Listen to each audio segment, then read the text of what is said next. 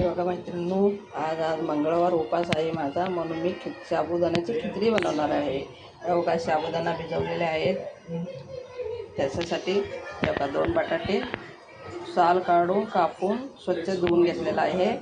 2-3 मिरच्या कापून घेतलेल्या आहेत।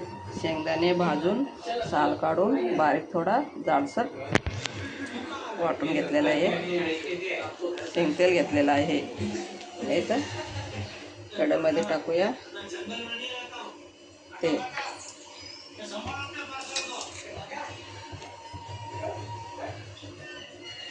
टाकूया आपण मिरच्या, आता मिरच्या तळून झालेल्या आहेत त्या टाकूया। बटाटे कापून घेतलेले,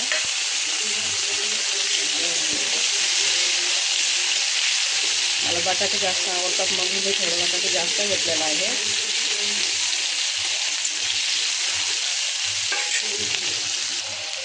आता बटाटे टाकले, त्यात मग थोडासा मीठ टाकूया, मग बटाटे लवकर शिजले जाते। थोडं गॅस बारीक करून त्याच्यात थोडं झाकण ठेवूया, गॅस बारीक करूया। आपण आता झाकण काढू। मस्त बटाटे तळलेले आहेत, शिजलेले पण आहेत। तेवढे बटाटे मस्त शिजलेले आहेत। लालसर तळले की मग चव लागते। त्यात टाकूया आपण साबुदाणा।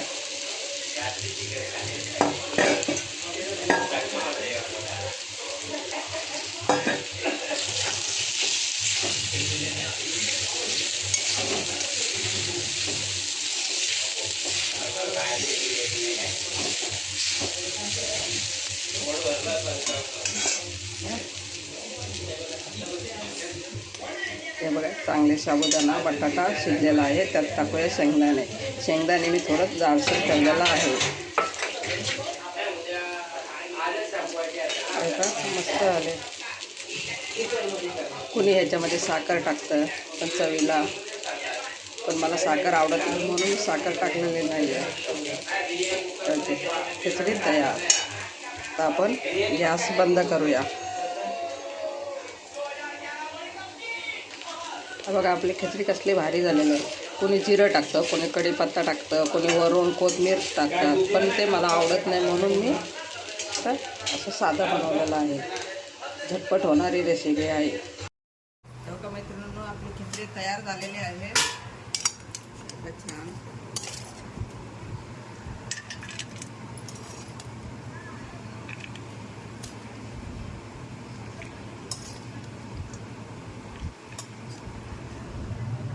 मैत्रिणींनो, साबुदाण्याची खिचडी तयार झालेली आहे।